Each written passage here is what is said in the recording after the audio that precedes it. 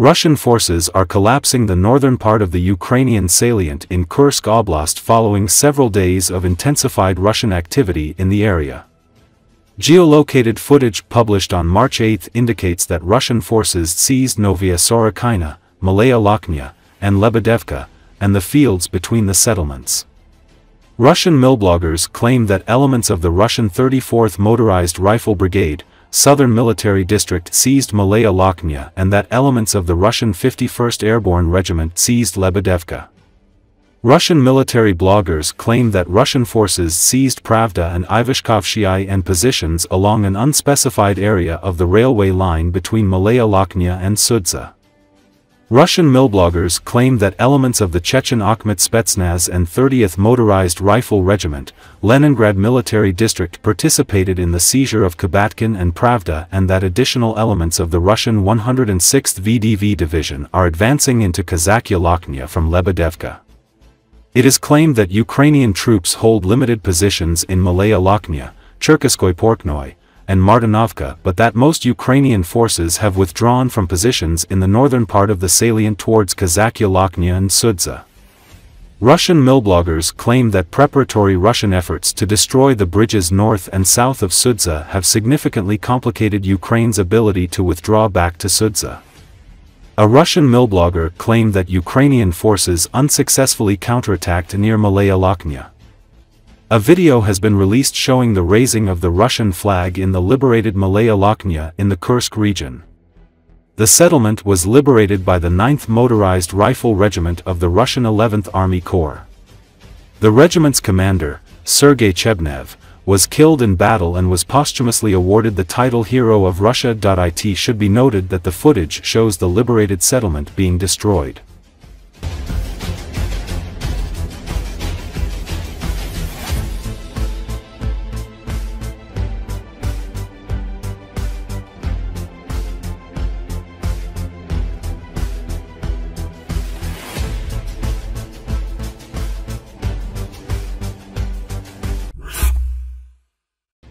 North Koreans were thrown into the forest to cut off the Ukrainian bridgehead in Kursk. Sabadan Magyar X-Channel reports this. It is noted that actually, they are now in the worst possible position, as they can't progress on the open fields and Ukrainian forces encircle them on every side.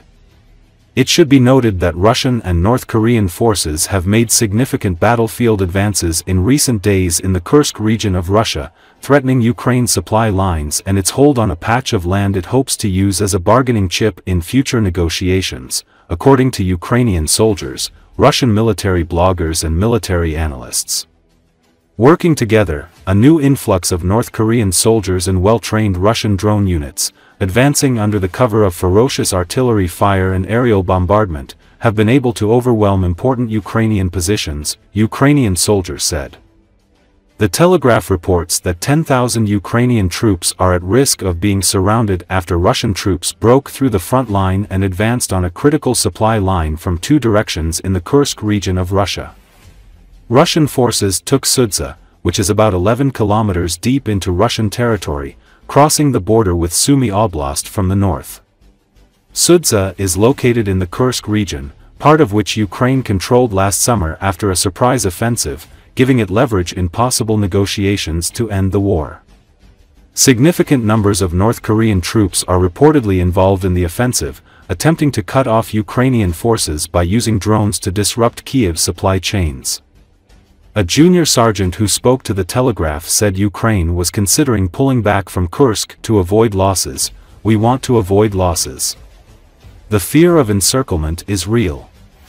A map from the Ukrainian Deep State Project shows that almost three-quarters of Ukrainian forces on Russian territory are in a state of near total encirclement and are at risk of being split in two.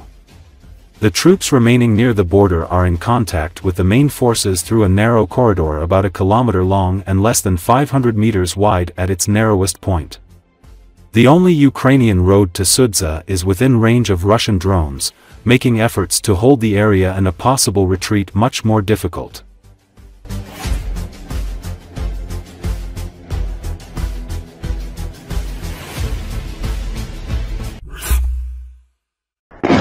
On night of 9 MSRCH, according to reports from various Russian media and officials, Ukrainian drones attacked several objects on the territory of the Russian Federation.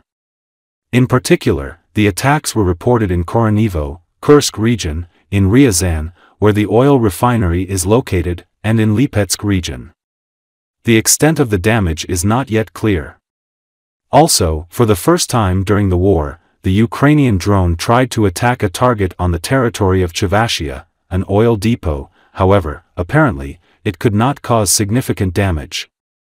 At night, UAVs of Ukraine arrived in Russia. Russian media write about the attack on the Novolipetsk metallurgical plant. The Ministry of Defense of the Russian Federation reports that they allegedly shot down 88 drones in 8 regions. In the period from 2000 hours Moscow on March 8 to 7 o'clock Moscow on March 9, 88 Ukrainian unmanned aerial vehicles were intercepted and destroyed by the on-duty means of the Air Defense Forces, 52 drones, over the territory of Belgorod region, 13 drones, over the territory of Lipetsk region, 9 drones, over the territory of Rostov region, 8 drones, over the territory of Voronezh region, 3 drones over the territory of Astrakhan region and 1 drone over the territories of Krasnodar region, Ryazan and Kursk regions. During the repulsion of the UAV attack, the drone fell on a private house in the village of Ryazino in the Rostov region. Fire driver. According to the head of the region, Yuri Slyusary, no one was hurt by a happy accident. The family living in the burnt house is displaced, as are the residents of the neighboring houses, the governor said. In total, according to the Ministry of Defense of the Russian Federation, 6 drones were shot down over the Rostov region from 20 to 21:30.